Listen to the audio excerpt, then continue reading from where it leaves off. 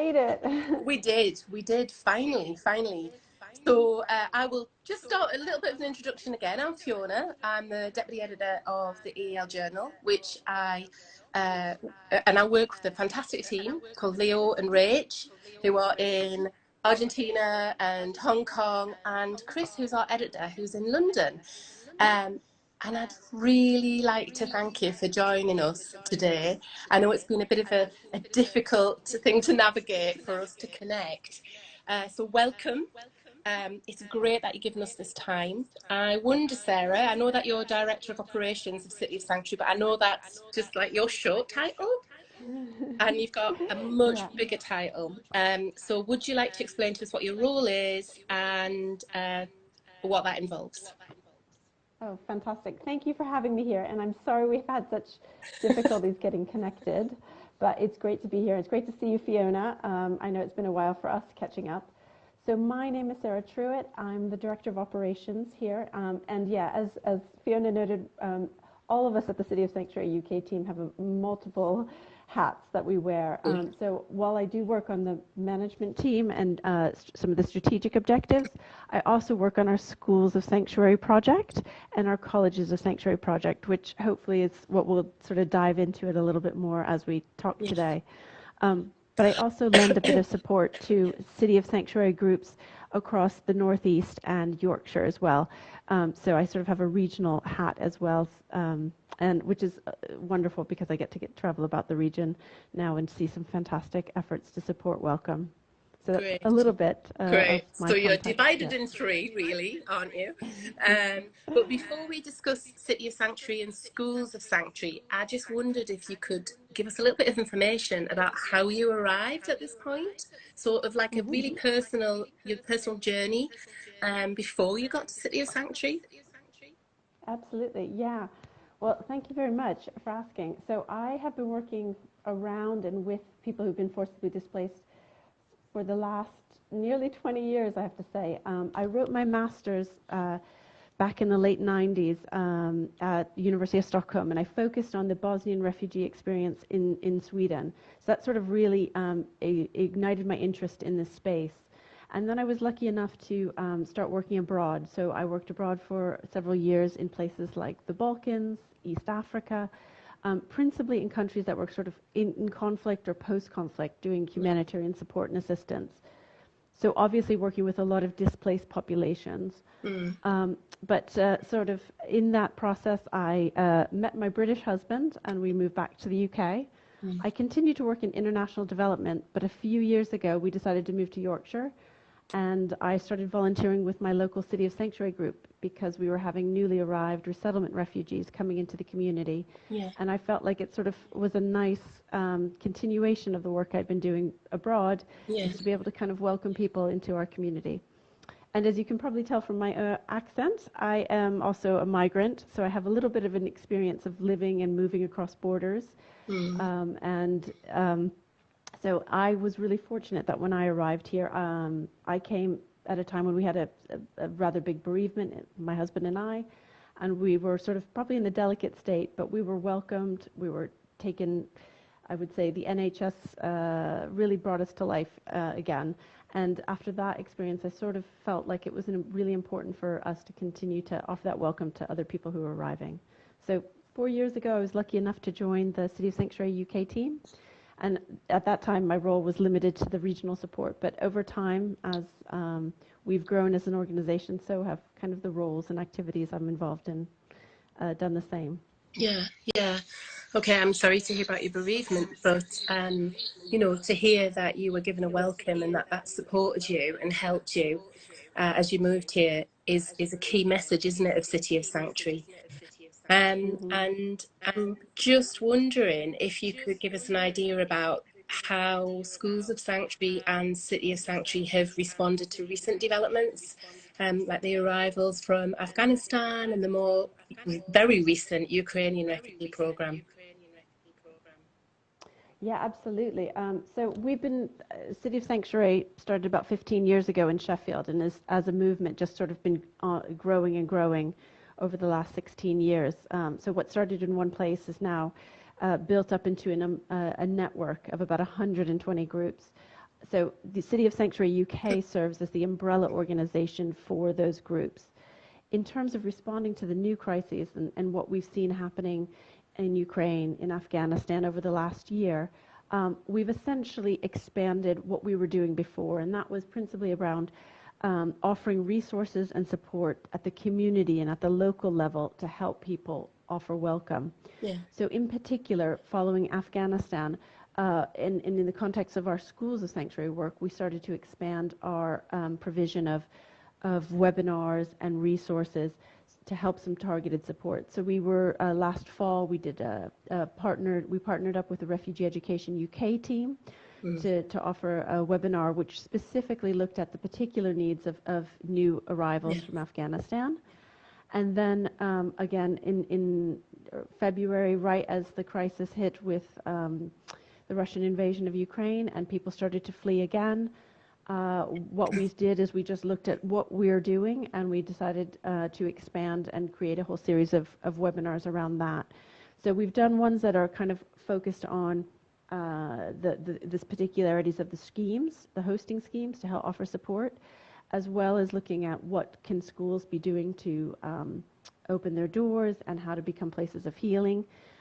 We did a webinar a few weeks ago in conjunction with the Refugee Week team, which is fantastic because we had speakers talking about how the classroom can become a healing place for students who have kind of undergone trauma. I think what's really important, and I want to drive home though, is obviously while we've tried to respond to the interest and outpouring of welcome that we've seen around both the Afghan arrivals and then again with Ukraine, is that we want to see that welcome extended to every person that flees war and persecution. Yeah. And so the activities and resources we provide, you know, some of it may be culturally specific to those groups, but by and large, most of what we offer and try and encourage schools or groups or mainstream organizations to do is something that they can do for anyone who arrives. Yeah. And we know that unfortunately, there's not the same offers of support from our government for some of the other populations. So it's really important that all our resources are extended to every group that might need it. Yeah, I mean, let's jump in and talk a bit more about Schools of Sanctuary now, I think. Can you talk us through how School of Sanctuaries works as an accreditation process, but also how it works towards creating that welcome and strengthening support for young people who are arriving? Yeah, great. So Schools of Sanctuary started about 11 years ago, and we've grown really organically over time. And currently we have about 355 Schools of Sanctuary across the UK, mostly primary schools, but we do have a number of secondary schools that have gone through the process. And a School of Sanctuary for us is a place that strives to be a place of welcome for everyone. And so in order to be recognized and to go through an accreditation process, we've developed a series of steps. And we call it sort of our learn, embed, and share model. So essentially we ask that all schools learn about forced migration, why people are on the move, where they're going, and what is their experience when they arrive in the UK.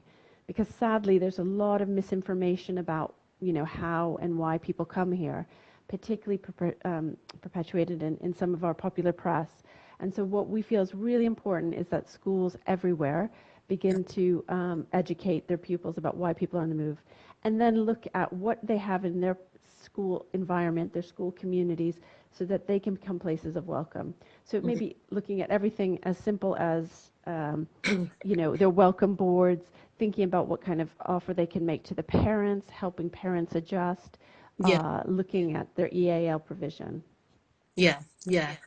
And the EAL provision now, I know, looks very closely at enhanced inductions of EAL learners and also maintaining first language, which which is a good robust model. I think all the academic research points to the fact that children who are allowed to study and progress in their, you know, sort of mother tongues or the languages that they speak with their parents or extended family is so enriching for them individually and helps them with their academic achievement. So I do think it's really interesting to see the progression of thought around, you know, supporting that sort of multilingual approach. So, and so any schools that want to get and learn more about the sort of the steps that can be taken, I hope you can reach out to me and get in touch. I'll do a shameless plug of our resource pack, which kind of outlines the whole process. Yeah. But our intent, I think it's also just clear, just one thing I always like to mention, Fiona, you'll know this well, but is that we don't see schools of sanctuary as only being for schools that are in, that are receiving refugee pupils. Yeah. We see it as something that all schools can engage in, because we think globally, as we know now, there's so many people on the move, it's touching all communities in every place. But also, you know, there are benefits for all schools to get involved. It's not just about making the school welcoming for new arrivals necessarily, but also for the whole school environment. Yeah, absolutely. And I know I've worked with schools who haven't got any refugees, and they see it as something which is essential learning. You know, embedding those sorts of things into their curriculum about displaced populations so that everyone's aware. And also, sometimes it's the only opportunity that arises for those myths to be busted, those myths that are perpetuated in press. So, yeah. Okay, so how long would it take to become a school of sanctuary, do you think? I usually encourage schools to think of this at a sort of at a minimum sort of a whole academic year process. Yeah. Now, I recognize that there are some schools that will be doing a lot of the activities that we would recognize as being, you know, part of being a school sanctuary already. Yeah. So there probably are some schools that kind of can pass through the process more quickly. But what we do encourage schools is to approach it, you know, holistically as a whole school, to kind of reflect upon all their service provision. So it's not just something that falls on a single educator or a single department within a school, but Yeah. it's that something that the head teacher's behind, if there's a you know, whatever the governance structure might be, the senior leadership is behind, that the entire faculty is aware of. But also, I mean, we think it's crucial that, you know, admin staff, people who are serving lunches, they're aware of this, so that they're sort of brought into the experience of becoming a school of sanctuary, because it's not just about, you know, one classroom in one place at one time. It's really about embedding it as a culture. So yeah, in general, we encourage. We have about, it's expanded enormously. I'm delighted to say, about 3 years ago, we had about 20 schools of sanctuary leads across the UK. We now have a roughly 45. So we're in most parts of the UK. And obviously, if there's not local groups working to support it, I help from the sort of national team side. So if you are a school who's thinking about getting involved, get in touch and I can link you to your local lead. That's excellent, excellent. At the moment, we're talking about schools of sanctuary in the UK. Has this expanded anywhere else? Because I can see we've got people from Argentina and Hong Kong on here watching now. Oh, fantastic. It's wonderful to have you.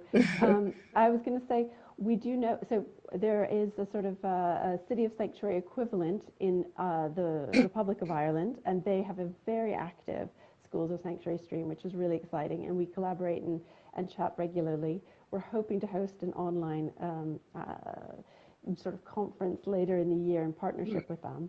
We'd love to see it in other places. So if you are in other places, want to think about, you know, if this might be something that's applicable in your community or your country, let's talk. But as yet, you know, the Republic of Ireland is where I know it is. Yeah. I would say we also partner a bit with UNHCR. They've done some fantastic work around CPD trainings.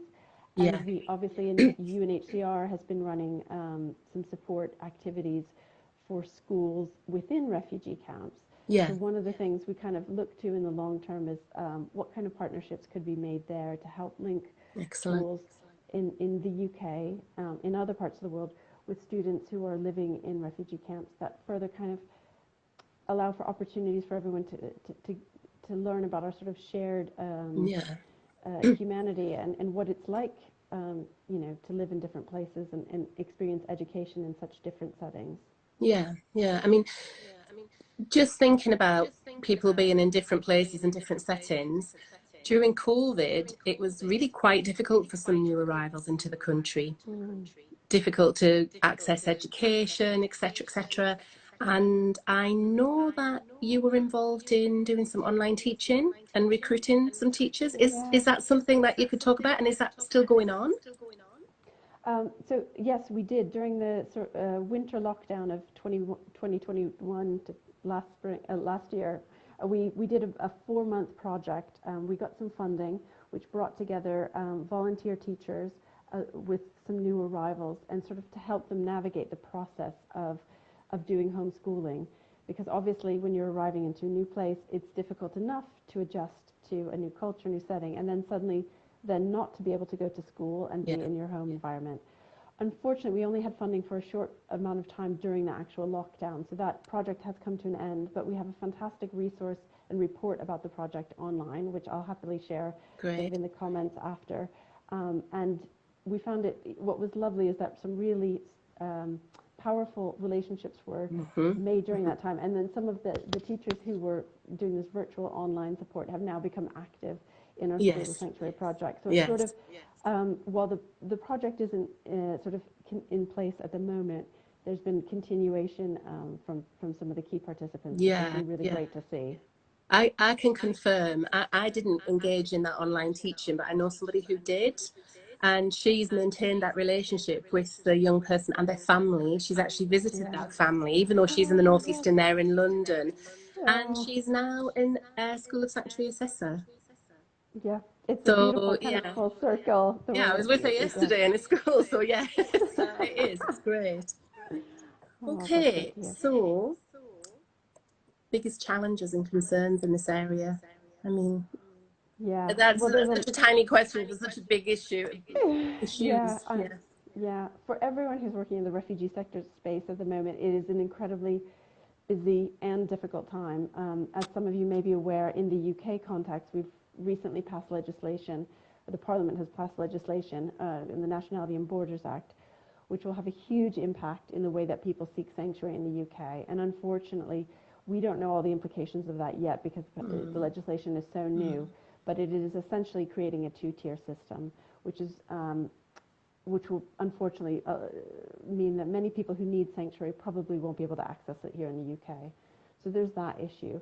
In the context of schools, obviously, while COVID, in some ways seems to be over, there's still ongoing huge disruptions in the school space, and I'm deeply sympathetic to teachers who are continuing to juggle school absences, new arrivals, etc. Unfortunately, while on the one hand we've had a generous outpouring of support from the British public to open up homes for Ukrainians who might come along, might be able to come in here, there hasn't been a corollary huge amount of support for other groups to come. So that's also, I would say, it's a difficult situation for those of us working in this space when you have different benefits and things that are available to one population that aren't available to others who came here seeking the same sort of sanctuary. But so it's some of those challenges. And then, there are, of course, the perennial ones in our charitable sector is fundraising, and lack of funds is always a bit tricky. And I know, of course, schools face that same problem. In terms of, there's been many changes to the funding of schools over the last 10 years, and schools are still trying to sort of recover from COVID. So finding the staff time and the capacity to really get involved in some of the issues around sanctuary can be tricky for schools, and we're sort of deeply mindful of that, and that's why we're trying to extend and use our network to create and facilitate peer support. So that what happens in one school gets shared across our network, and to encourage other schools to think about what they can do, even within all these constraints dynamics that I've been referencing. Yeah. It really, really is a difficult time, and the way in which migration control is being applied to different groups of people is very blatant, isn't it, and shocking. It is, and it's hard. I mean, one of the things, and Fiona, you know this from some of our conversations, we strongly support at Schools of Sanctuary, looking at building in anti-racist frameworks in schools and supporting some of the work that fantastic organizations like the NEU have done to combat racism in schools. And unfortunately, when you have differing policies like this, it, it challenges that model. And so I think we're trying hard to advocate for our schools to look closely at everything that they can control within their sphere of influence within a school. And you know, some of that is pointing to some of the anti-racism resources that exist. We have a dedicated part of our website to that as well. So it's a challenge. It's a challenge for all of us in the space and for educators, I know. But hopefully, I think with sharing resources and doing events like this, we can continue that conversation and hopefully help support people. And I know that our current issue that we're working on the EAL journey is about well-being, but our autumn issue, would you like to tell us about the autumn issue? Yeah, I'm delighted, and we've been so fortunate to have your interest in the work that we do. So it will be dedicated to a whole issue around schools of sanctuary. So we'll be doing pieces on everything from, you know, kind of providing the overview of what is a school of sanctuary. We'll be hopefully enlisting some colleagues from partner organizations to write about how you can support children who may have experienced trauma in the classroom and how you can educate around that. We'll be having some fantastic case studies from some of our wonderful schools. We have a whole network of schools in the Birmingham region who have been doing some really notable advocacy. So writing to their elected leadership to advocate for the experience of people seeking sanctuary. So I think it hopefully will be a really rich edition with lots of ideas for schools to think about ways in which they can incorporate sanctuary initiatives in their classroom and school. Fantastic, thank you. Last question. How can educators and communities positively contribute and support sanctuary initiatives with you? Oh, well, we would love for you to get in touch. Quite simply, there's so many ways to get involved. We have about 120 local groups across the UK. So if you reach out to me, I can help connect you to our local network of groups. We also have growing networks of colleges of sanctuary, theaters of sanctuary, museums of sanctuary. All of these are welcoming spaces. So what we think is really helpful and important, I mean, the school is such a unique setting because it's where all communities can touch into it, and different families from different backgrounds come together and learn. And so what's really important, we think, about the Schools of Sanctuary initiative is that it's where students can learn the reality of forced migration and what they can do to be active, empathic, classmates, friends, community members, and then take that home to their parents and share that. I'll just share a quick example. A local school to where I am in North Yorkshire a few years ago, they received their first resettlement refugee family into the school context. The head at that time sort of was quite nervous because it was a school that hadn't really much experience with welcoming new arrivals, and she was worried that the community wouldn't be very welcoming. And there was, you know, some initial misgivings, frankly, from the local community. But in going through the Schools of Sanctuary process and learning about why the students arrived and getting to know that personal story and making that human connection with this family, suddenly now this school has been recognized as a School of Sanctuary. They're regularly fundraising for a local refugee support organization. And they're starting to welcome another community sponsorship family that's now coming into the area. So I think what's wonderful about the Schools of Sanctuary initiative is that it can ripple out into the wider community and hopefully see that sort of wider change that we want to see, so that, you know, despite whatever rhetoric and sort of government policies we see going on, we know that what we're seeing on the ground is that people are welcoming and that there is space and hope for new arrivals. What I really, really like about it is that it's absolute grassroots solidarity, and it's people who come together and refuse to go along with the rhetoric and are rehumanizing people who've been dehumanized. And so it's almost like a resistance to that rhetoric, isn't it? Oh, absolutely. And what we've been so excited to see is that over the last several years, how many people are taking this on. So what we thought would be limited to educational institutions like schools or colleges or universities is now expanding. So, you know, we get health centers reaching out to us saying, what can we do in our community? You know, we have a CCG of Sanctuary that looked at across all its work and said, how can we become supportive to people who've been forcibly displaced? So it's really powerful, and I think it's an anecdote a little bit to some of the difficulty and darkness and despair that some of us have probably felt over the last couple of Yeah. years, Yeah. in the wake of COVID, in the wake of so many of these conflicts around the globe, and Yeah. feeling like we might not have the same kind of voice with our political leadership, but locally we can really make change happen. And I think that's hopefully, the more and more people that we can engage with the sanctuary movement and get involved, whether it's through a school or whether Yeah. it's through a health center, we can kind of make the change that we want to see and create communities that are welcoming for everyone. That's great. That's a good point to end on, isn't it? Communities that are welcoming for everyone. Yeah. Thank you so much. You know that I personally really value the work that you and your entire team do. It's an amazing organisation, very proactive and also very responsive, which you've had to be enormously flexible, haven't you, in the past 6 months in responding to all of these changes and yeah. We've done our So best. thank you so much for joining us, and I'm really looking forward to that edition, the autumn edition of the EAL Journal, which has got Yes. full of sanctuary focus. Thanks ever so much, Thank, Sarah. thank you so much. Sorry for the delay, but it was great to see you. Yeah, bye.